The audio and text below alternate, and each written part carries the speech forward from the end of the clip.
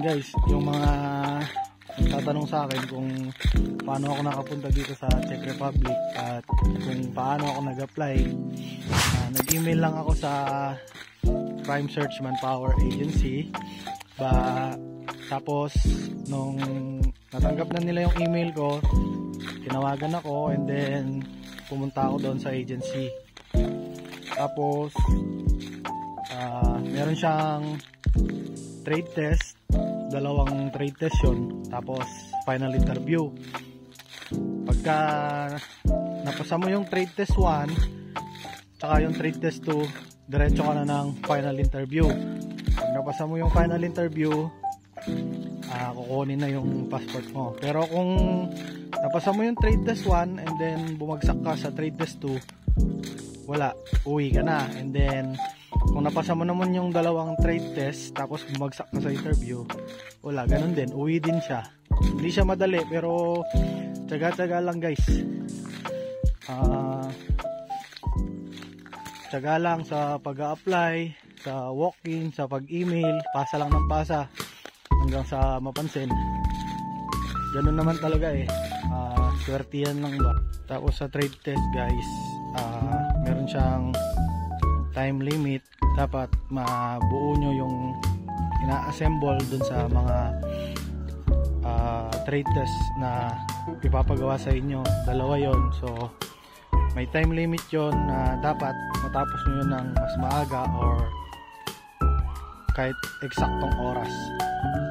Hindi siya madali guys, pero kapag aaralan naman, meron naman dun mga copy or parang manual habang bubuuin nyo siya.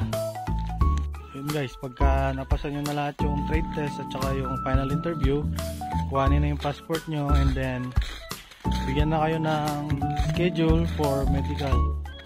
And then after medical, hintay kayo ng mga ilang weeks or months para maglakad kayo ng mga requirements nyo, katulad ng NBI.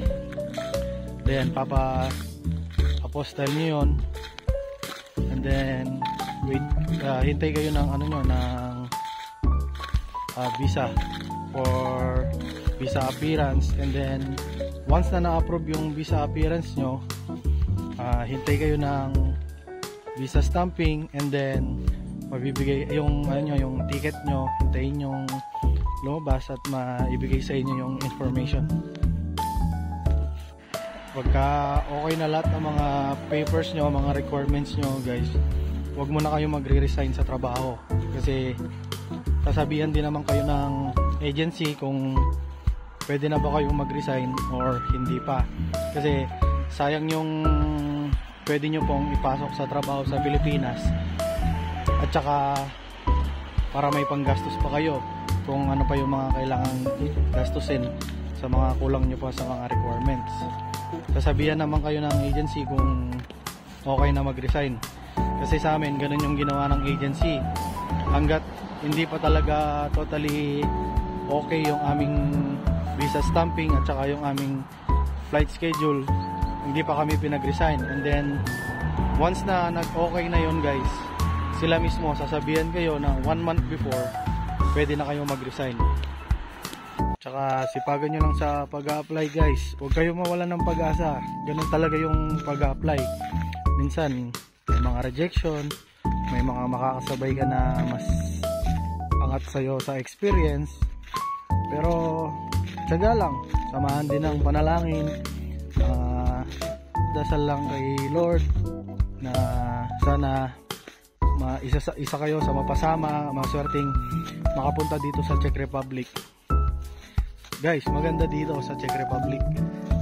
Tapos yung sahod mo, okay yung sahod dito, doble sa sahod sa Pinas or minsan sa iba na triple.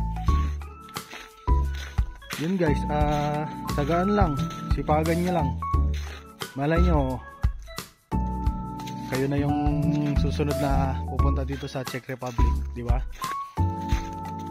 Para sa pangarap, para sa pamilya. Guys, nasabi ko na lahat yung mga kailangan kong sabihin, and then kung may may mga hindi pa ako nasabi na kulang or ano, comment lang kayo dyan sa baba guys. Like and follow na lang para sa mga next video pa natin guys. Peace.